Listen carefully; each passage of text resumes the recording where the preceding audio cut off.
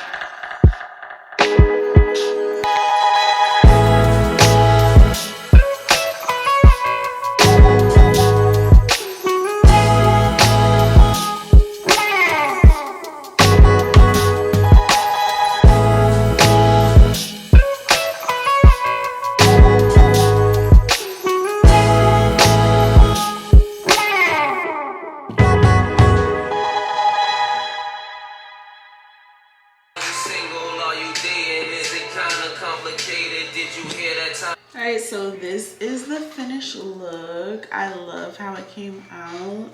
It doesn't look exactly like hers did, of course, because all the filters and everything, but it's pretty close. It's pretty close and I love it.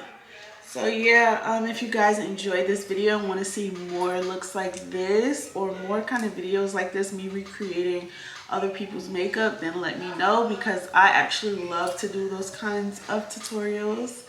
Yeah, so make sure you comment, subscribe, and let me know down below if you would love to see more videos like this. See you in the next one. Later.